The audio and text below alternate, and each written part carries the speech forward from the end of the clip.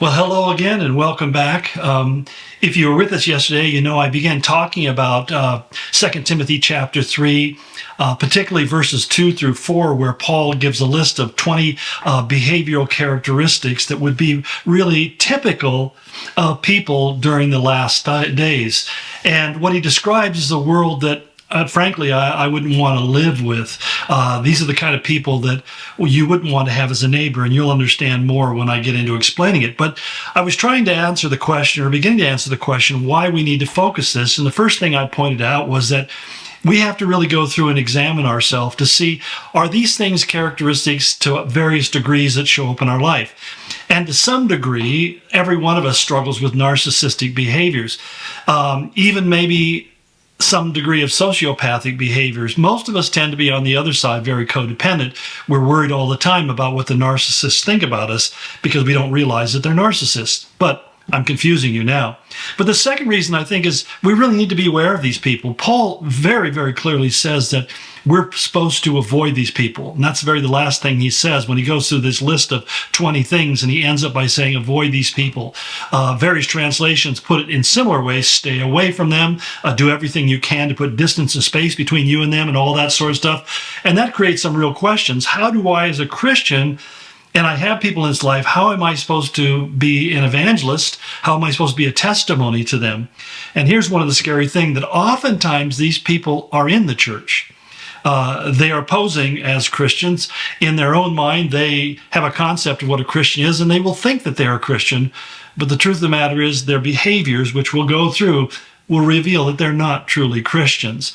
And thirdly, it's a barometer of the end times. Again, as we see culture moving in that direction, we need to understand that these are the things that Paul said were going to be the trajectory of the last times. You know, it's interesting because there are certain end time theologies, things like amillennialism and postmillennialism, and even to some degree preterism. These are whole thoughts about how the end times should be understood and the prophecies that are there. But both of the, especially amillennialists and postmillennialists, have this kind of concept that Satan was bound at the cross. You know, when Christ died, Satan was bound, and when he rose again, that we became born again, and being born again is the first resurrection. Kind of interesting theology. But the whole point is that they don't see Satan and his workings being all that big an issue. And they also believe that the gospel, when Jesus said it will reach to the ends of the earth, means that it will literally, everyone will become saved. Everybody who's left over will be converted and saved. And Christ will come back when we've fixed everything that's wrong with this world. And I would simply say a simple reading of the text would tell you that that isn't at all what is projected or was foretold. We see that things will get worse and worse. In fact, that was Paul's exact wording. And as he gives this description of what people are like in the end times, that should be something that we say, that doesn't sound like it gets better. It sounds like things are going to get really bad. In fact, the tribulation is a time where God judges the very behaviors that he's talking about in these three verses, chapter 2, 3, and 4. This is why he comes to judge the world, because this becomes the personality profile of people, for the most part, who are living during the tribulation period, especially the last 3.5 years, which is called the Great Tribulation. But I want to make a couple, again, clarifying comments, because as I use these terms, I want you to understand what I'm talking about. When I say somebody is a narcissistic sociopath, you have to understand that this is a person who manipulates and harms others for their own personal gain. And they will do it without any feeling of compassion or empathy. If they show kindness, if they show empathy, they're faking it. They've studied it in other people, and they know what it looks like. And so it's not real. And oftentimes we don't understand that.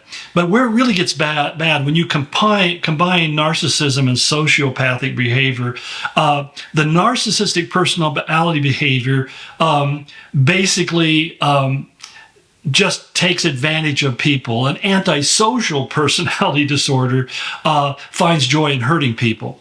So to the sociopath, people are basically toys to be played with. But to the narcissistic sociopath, they're people to be discarded. In other words, they're the kind of people who can do something terribly devastating to you, and they actually get a smirk on their face. It gives them a degree of pleasure. In place of empathy for people, they basically have antipathy. Basically, it's the opposite of kindness. They don't feel compassion or identify with your pain. They find pleasure in your pain, and that makes them such extremely dangerous people. And I would say that most of the people that we, if not all the people who are on death row, except for those who are wrongly condemned, and there are some, unfortunately, but all those people are basically in this category of narcissistic sociopaths. And, it's like Silence of the Lambs, where, the doctor says that, he ate the postman's liver with fava beans, and took great delight in that. It's that we look at that and we're horrified by some kind of expression of that kind of personality, but that's the way these people are, and we need to understand it. And that's why we need to be able to read their actions early on and put space between us and them. It's interesting because according to some recent research, a guy by the name of Josh Grubb, who is a professor of psychology at Bowling Green University, State University, and he was the lead author of a paper. Basically, he said that today, adults between the ages of 18 and 25 believe theirs is the most narcissistic and entitled living generation. In other words, they don't see narcissism as wrong because they've been taught all their life that they're great, they're fabulous, even though they've never really done anything. They're the smartest, the brightest. They walk with a kind of confident arrogance that is completely unearned. And when you point it out to them, they're offended when you say to them that you shouldn't be so confident, you shouldn't be so high on yourself, because they're accustomed to being victims.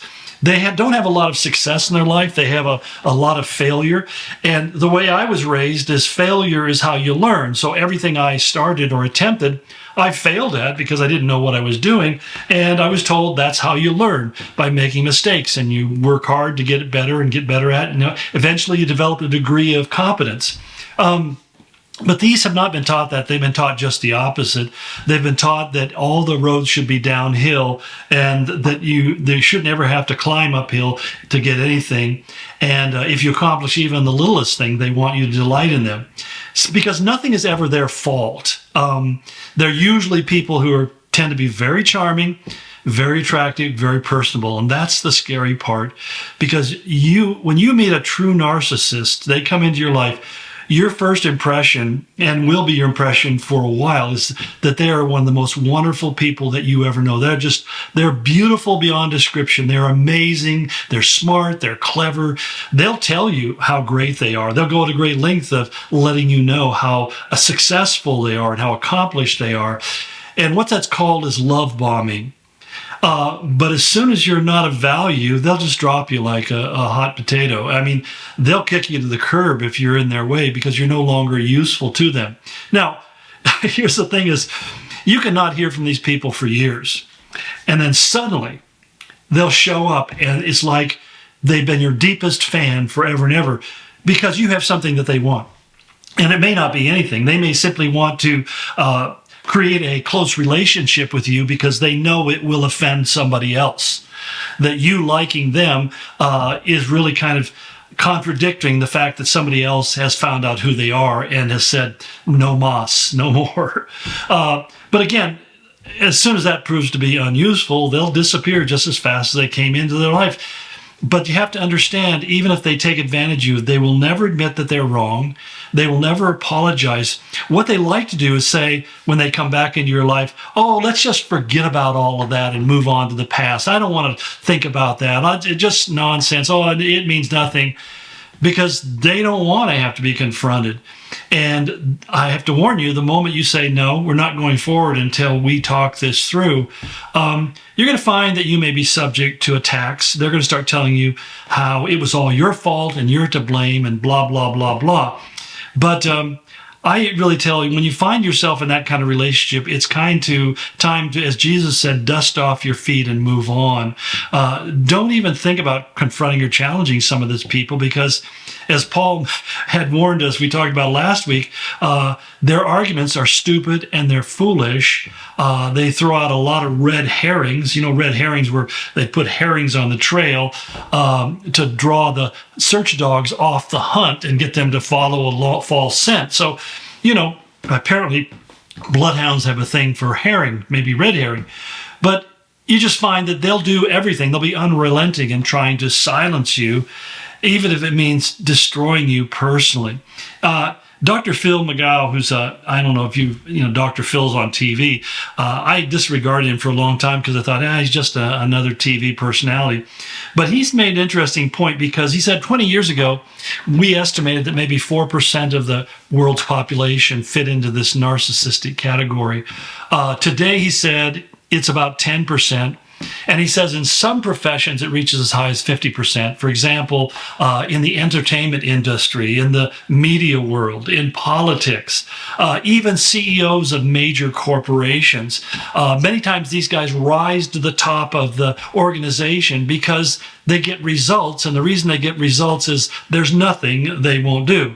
When we talk about the CEO of things like Pfizer or Blackstone, Target, InBev, the World Economic Forum, or most of the government agencies, the FBI, the Justice Department. We talk about leading figures, the Bidens, the Clintons, the Obamas, the Soros, Kamala.